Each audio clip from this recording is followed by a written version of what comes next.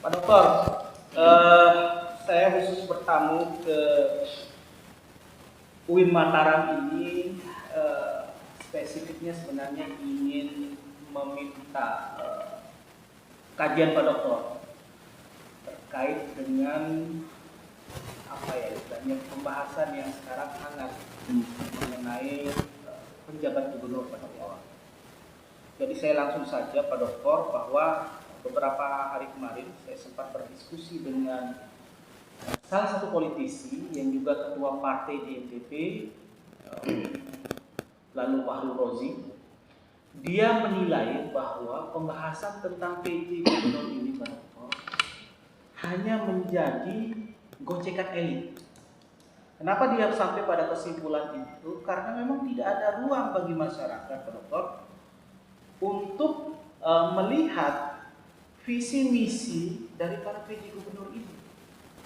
Idealnya menurut dia dan dia menawarkan gagasan seharusnya ada panggung khusus pada bagi para PJ gubernur ini untuk menyampaikan gagasannya tentang mau diapakan ini selama dia memimpin masa transisi. Itu gagasannya. Nah, secara akademik atau kemudian kajian pada Dokter sebagai pengamat politik, apakah ini penting dulu? Itu pertanyaan saya pertama. Silakan dijawab. Baik, terima kasih. Saya kira gagasan itu satu langkah yang kreatif ya dalam konteks kita harus menyeleksi atau melibatkan publik dalam upaya menghasilkan PJ ya yang akan memimpin NTB dalam periode yang kurang lebih hampir 2 tahun. Karena memang begini, PJ yang akan diangkat ini tidak seperti umumnya pada PJ yang biasanya kita dengar itu akan menjabat hanya kurang lebih 3-4 bulan. Kalau PJ yang selama ini sering kita sudah jamak ketahui ya. Beda dengan PJ yang sekarang imbas dari putusan MK yang menginstruksikan atau mengamanahkan bahwa akan ada pilkada serentak.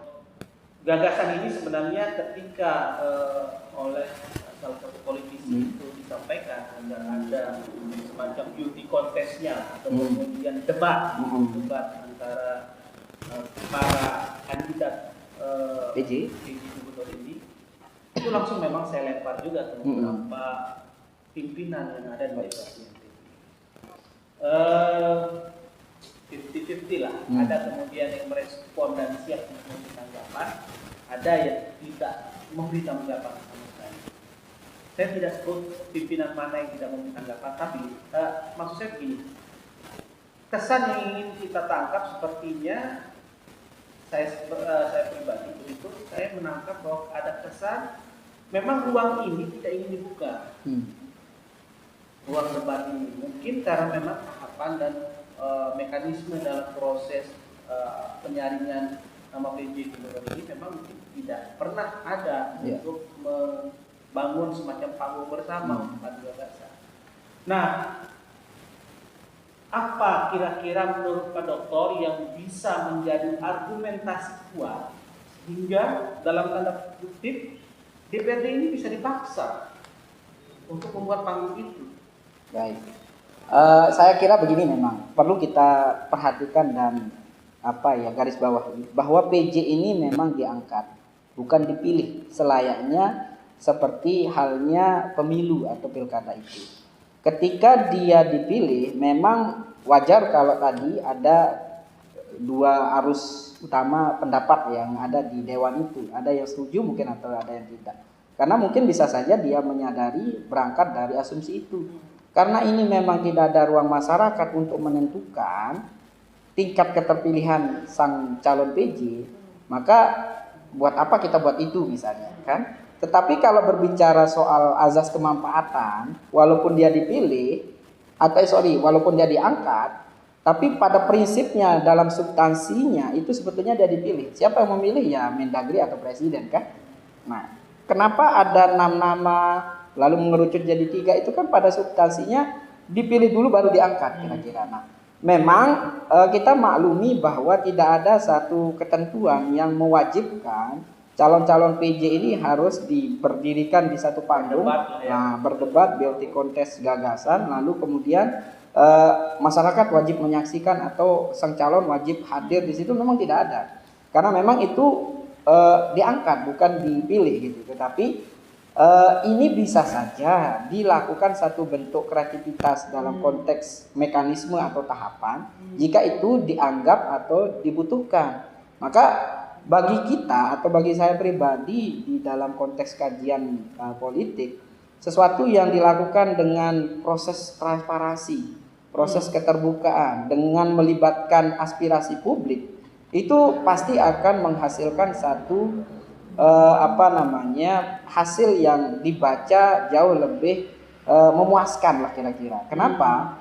Karena ruang itu tentu akan dijadikan satu kesempatan yang strategis untuk membangun kontrak sosial, kan kira-kira gitu. Kontrak politik, kontrak ekonomi, dan kontrak pendidikan dan seterusnya.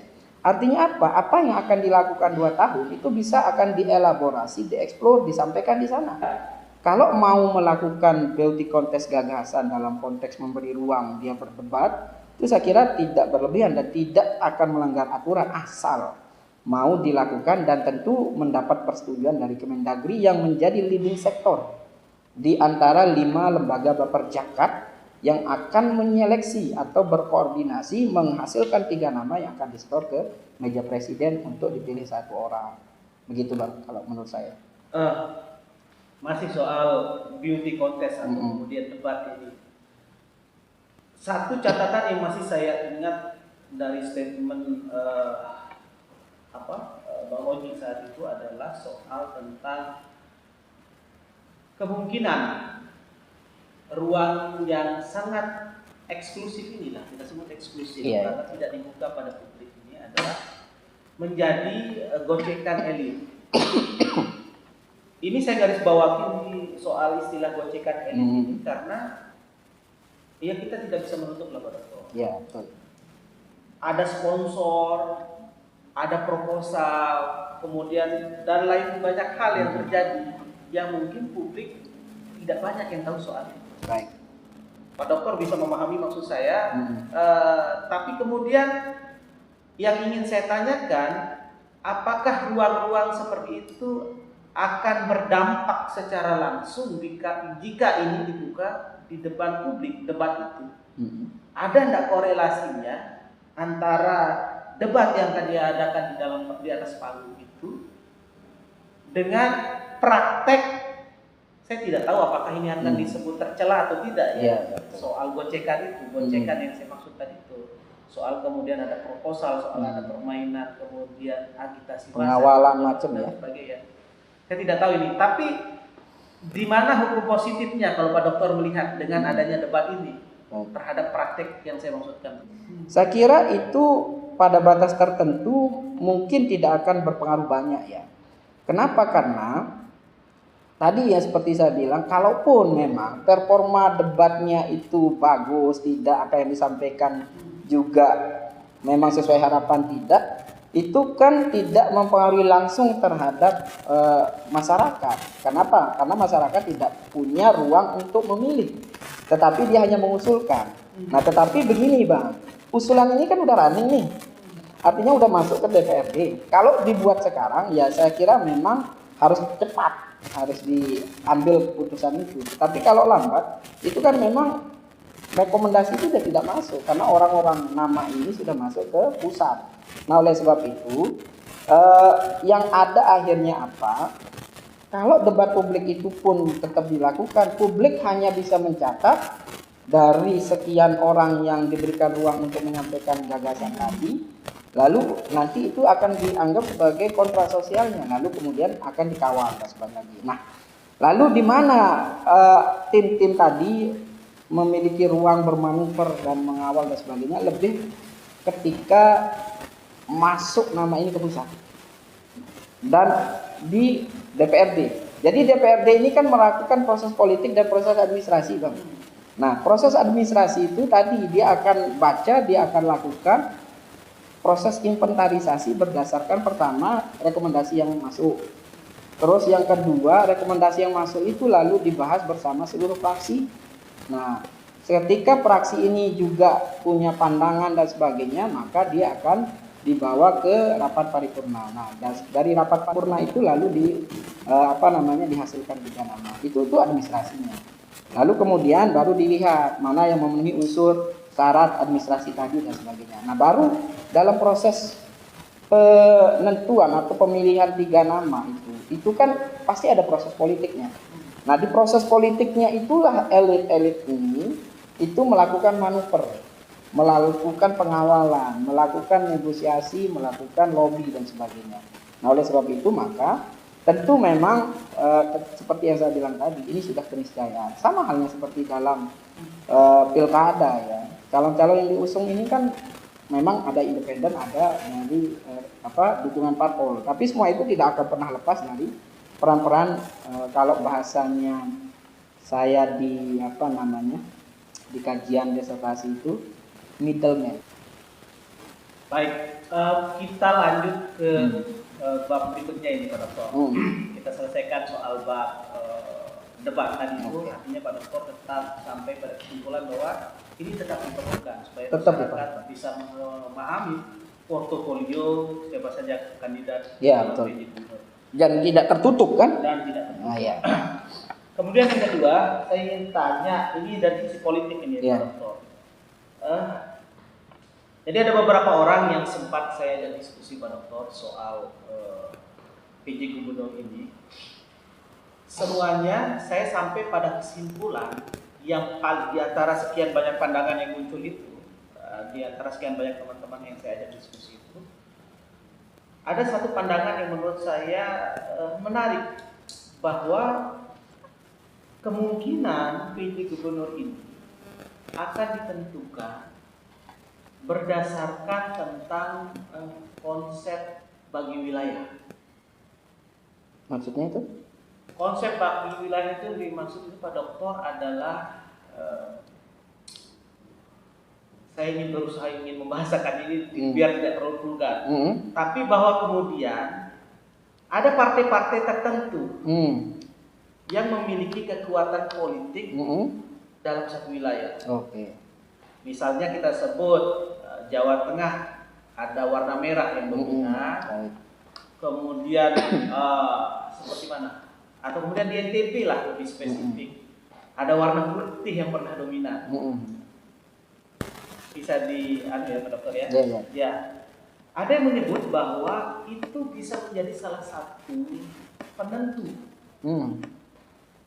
dalam upaya untuk memastikan siapa yang akan menjadi PJ Gubernur. Peluang ya?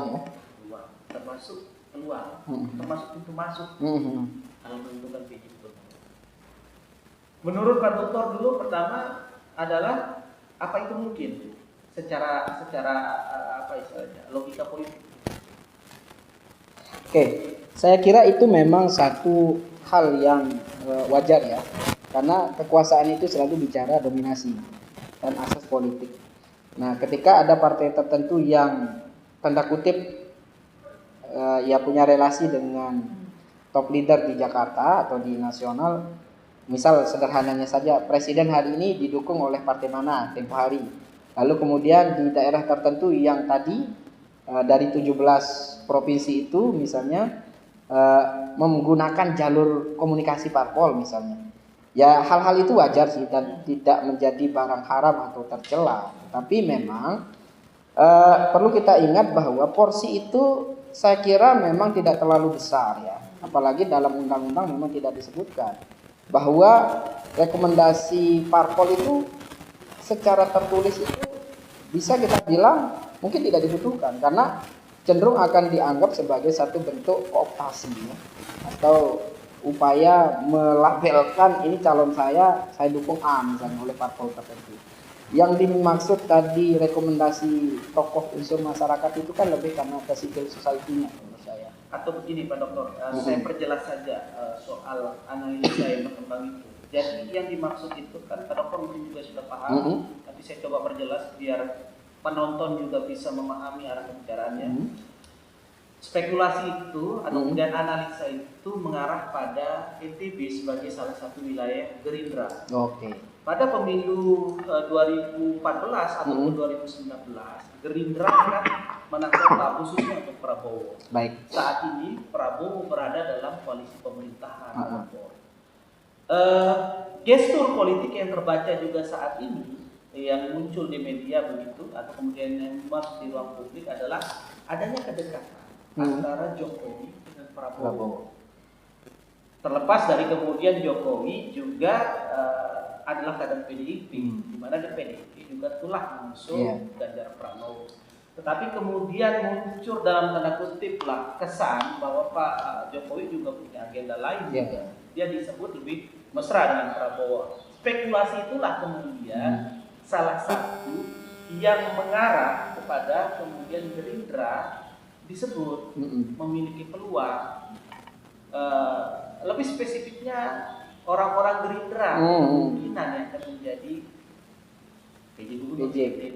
Sebetulnya apa yang Bang Z tadi sampaikan di awal sudah saya singgung sebetulnya di awal tadi, bahwa apa yang dilakukan atau apa yang menjadi isu yang berkembang itu saya kira memang tidak kita herankan atau tidak terkejut melihat itu. Tetapi saya hanya ingin bilang begini, bahwa siapapun yang terpilih gitu kan, di antara nama-nama yang beredar entah 10 maupun lebih ya, itu semua memang tidak akan bisa dibaca lepas dari kepentingan politik, lepas dari beban-beban politik yang akan ya mungkin bahasanya diperankan atau diakomodir ya dalam konteks dia menjadi atau menjalankan jabatannya 2 tahun ke depan. Nah, terlepas nanti misalnya partai Gerindra lah atau partai PDIP lah yang punya kepentingan itu, atau mungkin partai pendukung secara umum, itu soal lain yang memang tidak bisa dan sejauh ini mungkin akan sulit vulgar kita akan lihat kan. Nah, tetapi yang saya ingin tahu pertama pintu masuknya, bahwa yang akan menjadi pejabat gubernur ini kan memang ASN, itu yang pertama dulu. ASN ini secara tertulis dilarang terlibat dalam politik praktis. Otomatis orang yang akan terpilih ini kan sebetulnya orang non partisian, orang yang tidak terafiliasi dengan partai manapun. Nah, jika kemudian dalam proses nanti baru muncul klaim atau muncul dukungan dari parpol tertentu, itu yang saya bilang sebagai satu batas yang wajar. Nah, contohnya misalnya sekarang 3 yang akan diusulkan dari DPRD ini tidak mungkin tidak didukung oleh parpol, itu mustahil rasanya. Karena apa? Karena nama yang 3 akan keluar dari DPRD itu kan atas kesepakatan. Ya kalau dia putus di tingkat rapim kan langsung dibawa ke plenum. Tapi kalau deadlock di tingkat rapim lalu akan di-voting di paripurna, kan artinya apa? Parpol di situ mau tidak mau pasti bersuara. Nah, pada saat itulah kemudian upaya lobby, negosiasi dan dukungan itu mulai muncul gitu.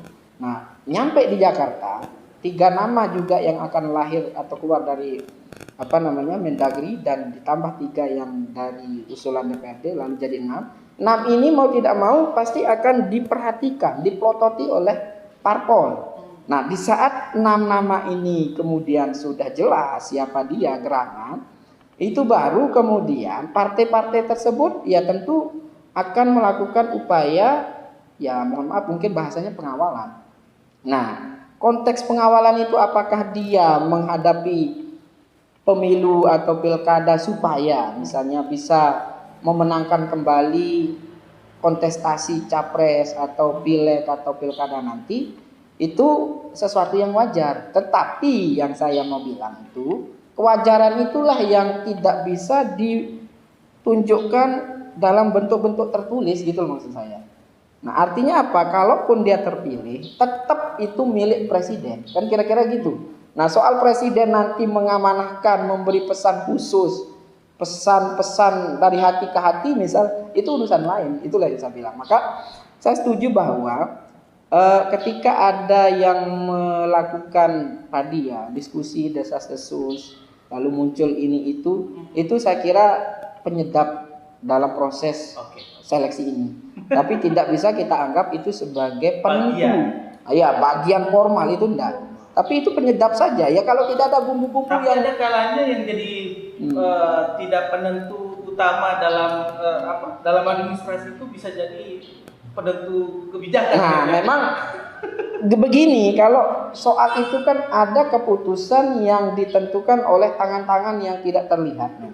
Tapi dalam konstruksi politik memungkinkan nggak? Sangat mungkin memang, sangat mungkin. Tetapi ini kan ya rasa-rasanya juga bisa saja iya, bisa saja tidak. Karena kita Tapi tidak punya ya. tapi kalau saya lihat agenda dan strategisnya 2024 itu memang sangat wajar, Pak. Sangat mungkin itu terjadi.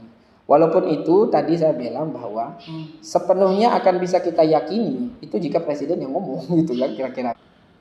Terakhir Pak, pertanyaan terakhir. Ada banyak orang yang punya kepentingan lah dalam PJ Gubernur ini, saya pikir. Termasuk dalam hal ini adalah atau kemudian penjabat, bukan penjabat ya, artinya gubernur definitif dan wakil gubernur saat ini menjabat. Saya pikir mereka juga punya kepentingan politik. Pasti. Kepentingan politik. Dan dalam tanda kutip, kalau istilahnya media itu cawi-cawi itu, ada upaya mungkin dalam hal itu. Dalam arti untuk mengupayakan agar PJ Gubernur ini adalah bagian dari orang yang bisa mengakomodir kepentingan politiknya. Gubernur spesifik. Iya. Ini prediksi kita. Tapi ada satu orang yang juga saya pikir punya peluang untuk ikut terlibat dalam PJ Gubernur. Terlibat dalam arti mungkin punya kepentingan juga soal PJ Gubernur itu. Saya sebut saja spesifik namanya, Tuan Guru Bajang, TGB. Iya. Kan tidak mungkin juga kita melihat apa istilahnya proses pemilihan PJ ini terlewatkan begitu saja. Iya, betul. Apalagi ya banyak kepentingan politik juga di sana saya pikir dengan keberadaan PJ Gubernur. Jika dia adalah bagian orang yang bisa mengakomodir kepentingannya, maka menguntungkan juga baginya untuk proses pilkada atau pilgub pada 2014 nanti. Seperti apa pertarungannya, Pak Doktor bisa menggambarkan soal adanya tokoh-tokoh yang kemungkinan dalam tanda kutip cawe-cawe dalam penentuan PJ Gubernur ini? Oke, saya kira memang ini semakin spesifik ya, menarik lah ya memang untuk ditelisik karena semakin kesini semakin ya memang lagi-lagi ini di publik sangat vulgar disebut ya bahwa dalam upaya siapa tokoh atau elit yang berkepentingan langsung terhadap PJ ini sangat banyak. Ada TGB, ada gubernur aktif, ada wakil gubernur, ada juga partai politik, ada juga ya birokrat, terutama karena birokrat ini pasti diuntungkan kan. Lalu juga ada maksudnya ya pada batas tertentu mungkin presiden dan sebagainya. Dan ini satu hal yang wajar. Tetapi oke, coba kita spesifik dengan apa nama yang Abang sebut tadi. Saya kira TGB memang sejauh ini selalu berusaha ingin mengontrol. Itu yang ya ingin mengontrol itu dalam arti bahwa beliau karena dianggap sebagai tokoh sentral ya secara politik, terutama dia punya basis elektoral gitu, itu menjadi kemudian berkepentingan terhadap PJ ini. Kenapa? Karena memang yang kita dengar Zulrohmi ini kan masih dibaca akan maju pilkada tahap 2, maksudnya untuk mencalonkan diri kembali. Nah, posisi PJ ini bisa akan sangat merepotkan jika tidak terpegang, dalam arti tidak bisa diajak komunikasi karena pasti tidak akan akomodatif gitu loh. Konsekuensi langsung ketika PJ bukan orang mereka nih, itu pasti dalam upaya usaha mendistribusikan pejabat publiknya, maksudnya OPD dan sebagainya, terus turunan ke bawah, plus program-programnya itu pasti akan kesulitan. Tidak halnya seperti sekarang, ketika gubernur wakil gubernur itu maaf nih orang TGB misalnya, itu ya tentu dengan mudah hal-hal yang menjadi agenda TGB dulu misalnya itu bisa diteruskan atau lebih spesifik agenda lain. Nah, sebaliknya juga jika 2 tahun itu adalah yang memegang orang dia sebagai PJ, ya tentu nama-nama yang akan dia jagokan masih punya momentum. Kenapa? Karena logistik itu nanti akan terpotong. Nah, bisa juga akan dilanjutkan jika PJ-nya orang mereka. Nah, artinya apa? Saya ingin bilang begini, Bang. Bahwa TGB berkepentingan langsung terhadap PJ itu sangat berkepentingan. Nah, belum lagi gubernur ya pasti juga ini kan bisa belum kita baca clear ya apakah Zulrohmi ini memang betul akan dipaketkan periode berikutnya atau kembali atau dia akan pisah ya. PJ ini salah satu menjadi indikator penentu saya kira itu. Jadi semua itu masih memiliki unsur relativitas yang tinggi, spekulasi yang tinggi sehingga apapun itu bisa terjadi. Oke Pak Doktor, kaya sekali diskusi kita hari ini. Iya, jadi bicara soal bab debat, kita sudah bicara soal bab dominasi partai dan terakhir soal orang-orang yang punya kepentingan. Iya. 3 segmen penting kita Iya. bahas hari ini Pak Doktor. Satu pandangan yang mungkin Pak Doktor ingin sampaikan sebelum kita tutup. Ya, jadi yang ingin saya sampaikan bahwa semua publik di NTB bahwa siapapun yang terpilih, mau dari unsur akademisi, birokrat maupun orang pusat, itu semua adalah orang-orang terbaik yang dipilih oleh presiden. Presiden memilih yang bersangkutan itu karena dasar pertimbangan kemampuan, pertimbangan keahlian atau networking dan lain sebagainya yang dimiliki. Oleh sebab itu, saya menekankan atau menghimbau kita semua harus menerima dengan legowo, terlepas dari orang siapa. Yang pasti orang itu harus kita dorong, kita dukung demi kepentingan bersama untuk kemaslahatan NTB sembari menunggu pejabat gubernur atau bupati yang definitif 2024 nanti. Siap. Saya kira itu. Mantap Pak Doktor. Siap. Pak Doktor, terima kasih atas waktu Sama-sama. diskusinya. Lain waktu kita jumpa lagi.